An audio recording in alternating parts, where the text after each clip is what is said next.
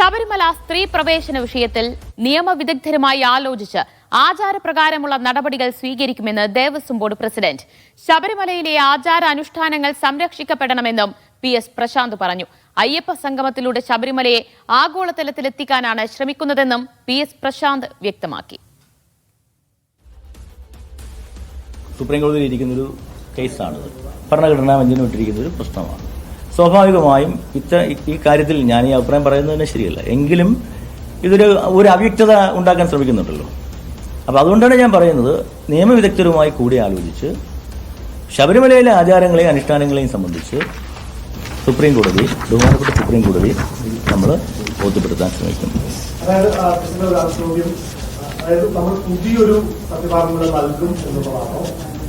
അതാണ് ഞാൻ പറഞ്ഞത്. നമുക്ക് നിയമവിദഗ്ധരുമായി കൂടിയാലോചിച്ച് എന്താണോ ചെയ്യാൻ കഴിയുന്നത് അത് ചെയ്യും. അതെങ്ങനെ വേണം എന്നതിനെ സംബന്ധിച്ച് നമുക്ക് നിയമവിദഗ്ധരുമായി കൂടിയാലോചിക്കാനേ പറ്റുള്ളൂ. ഞങ്ങളൊക്കെ അഡ്വക്കേറ്റ്സ് ആണ്. പക്ഷേ സുപ്രീം കോടതിയെ സംബന്ധിച്ച് ഭരണഘടനാ ബെഞ്ചുമായി ബന്ധപ്പെട്ട വിഷയങ്ങളെ സംബന്ധിച്ച് ആധികാരികമായൊരു അന്വേഷണം വേണ്ടേ? അപ്പം അതുമായി ബന്ധപ്പെട്ട നിയമവിദഗ്ധരുമായി കൂടി ആലോചിച്ച് അതിനെ സംബന്ധിച്ച് ശബരിമലയിലെ ആചാരാനുഷ്ഠാനങ്ങൾ ബഹുമാനപ്പെട്ട സുപ്രീം കോടതി ബോധ്യപ്പെടുത്താൻ പരിശ്രമിക്കും എന്ന് പറഞ്ഞാൽ പിന്നെ അത് തീർന്നില്ലേ തന്നെ. എന്തായാലും നമ്മൾ ശബരിമലയിലെ ആചാരങ്ങൾ അനുഷ്ഠാനങ്ങൾ സംരക്ഷിക്കപ്പെടണം. സിജോ വിജോൺ വിവരം നൽകും. സിജോ, ഈ സ്ത്രീ പ്രവേശനവുമായി ബന്ധപ്പെട്ടുള്ള ചോദ്യത്തിന് ശബരിമലയിലെ ആചാര അനുഷ്ഠാനങ്ങൾ സംരക്ഷിക്കപ്പെടണം, അതിനെന്ത് ചെയ്യാൻ കഴിയുമോ അത് ചെയ്യും, അതാണോ ദേവസ്വം ബോർഡ് പ്രസിഡന്റിന്റെ നിലപാട്? ശബരിമലയിലെ സ്ത്രീകൾ പ്രവേശിപ്പിക്കുന്നതിനെ വിവിധ സംഘടനകൾ, ഹൈന്ദവ സംഘടനകൾ എതിർക്കുമ്പോൾ സർക്കാർ നേരത്തെ കൊടുത്തിരിക്കുന്ന സത്യവാങ്മൂലം എന്ന് പറയുന്നത് സ്ത്രീകളെ പ്രവേശിപ്പിക്കണം, അല്ലെങ്കിൽ അത് പ്രവേശിക്കുന്ന തടയരുത് എന്നുള്ള നിലപാടാണ് ഉണ്ടായിരുന്നത്. ദേവസ്വം ബോർഡും ഈ പറയുന്നത് പോലെ സർക്കാരിന് ഫേവർ ആയിട്ടുള്ള നിലപാടാണ് സ്വീകരിക്കാൻ ചെയ്തിരുന്നത്. ഈ വിഷയത്തിലാണ് ഇപ്പോൾ ഈ ആഗോള അയ്യപ്പ സംഗമമൊക്കെ വരുന്ന സാഹചര്യത്തിൽ നിങ്ങളെ വിശ്വാസികൾക്ക് വേണ്ടി നിലപാട് എടുക്കുകയാണ് എന്നുണ്ടെങ്കിൽ മുൻ നിലപാട് തിരുത്തണം എന്നുള്ളൊരു ആവശ്യം BJP ഉന്നയിച്ചിരുന്നത്. ഇക്കാര്യത്തിലാണ് മാധ്യമപ്രവർത്തകർ ദേവസ്വം ബോർഡ് പ്രസിഡന്റിനോട് ചോദിക്കുന്നത്. അതിലൊരു വളരെ ഷാർപ്പായ ഒരു മറുപടി അദ്ദേഹം പറയുന്നില്ല. പക്ഷെ നമുക്ക് അതിൽ നിന്ന് മനസ്സിലാവുന്ന ഒരു കാര്യം ഈ പറയുന്നത് ചില ആലോചനകൾ അത്തരത്തിൽ നടക്കുന്നു. മുൻ നിലപാടുകളിൽ നിന്ന് മാറ്റുന്നതിനെ കുറിച്ച് ചില ആലോചനകൾ നടത്തുന്നു. അതിന്റെ ഭാഗമായി നിയമവിദഗ്ധരുമായി ചർച്ച നടത്തുന്നുണ്ട്. ആ നിയമവിദഗ്ധർ പറയുന്നത് എന്നുള്ളത് സംബന്ധിച്ച് ഒരു കൃത്യത വന്നതിന് മറുപടി കിട്ടിയതിന് ശേഷം അക്കാര്യത്തിൽ അദ്ദേഹം പറയുന്നുണ്ട് ആചാരാനുഷ്ഠാനങ്ങൾ സംരക്ഷിക്കപ്പെടുകയാണ് ചെയ്യേണ്ടത്. അപ്പോൾ അങ്ങനെ വരുമ്പോൾ മുൻ നിലപാട് തിരുത്തേണ്ടി വരില്ലേ, മാറ്റേണ്ടി വരില്ലേ? അത് ശരിയാണ്. പക്ഷെ ഇപ്പോൾ നമുക്ക് മനസ്സിലാവുന്ന ഒരു കാര്യം എന്ന് പറയുന്നത്, ഇങ്ങനെ ചർച്ചകൾ ഉയർന്നു വരുന്ന ഒരു സാഹചര്യത്തിൽ അത്തരം ചർച്ചകളിലേക്ക് പോകാം എന്നുള്ളത് തന്നെയാണ്. സർക്കാരിന് അത്തരത്തിലുള്ള താല്പര്യമുണ്ട്, മുൻനിലപാടിൽ മാറ്റണം എന്നുള്ള താല്പര്യമുണ്ട് എന്നുള്ളത് മനസ്സിലാക്കുന്നു. അപ്പോ ഈ വരുന്ന അയ്യപ്പ സംഗമം ഒക്കെ വരുമ്പോഴത്തേക്കും അത്തരം ചർച്ചകൾ വരും. ആ ചർച്ചകളിൽ അത്തരത്തിലുള്ള ചില നിലപാടുകൾ എടുക്കാം. ബോർഡിന്റെ ഒക്കെ നിലപാടുകളിൽ മാറ്റം വരുന്ന രീതിയിലുള്ള നിലപാടുകൾ സ്വീകരിക്കാൻ നിലയിലേക്ക് പോകുന്നു എന്നുള്ളതാണ് മനസ്സിലാക്കുന്നത്.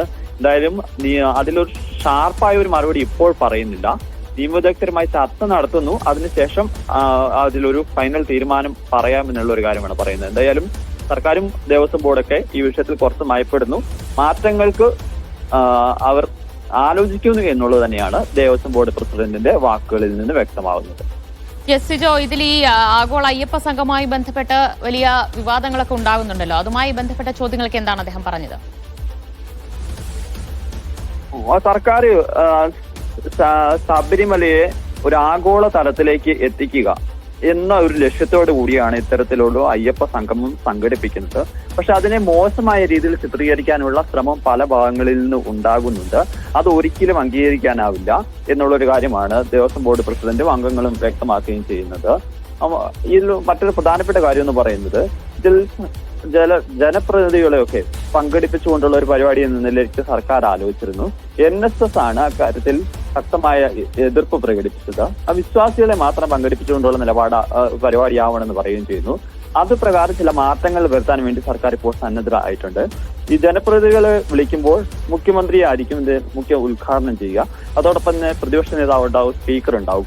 അങ്ങനെ ഔദ്യോഗികമായ പദവികൾ വഹിക്കുന്ന ആളുകളിലേക്ക് പോവുകയും ചെയ്യും. ചില കേന്ദ്രമന്ത്രിമാരെയും ക്ഷണിക്കുകയും ചെയ്യും.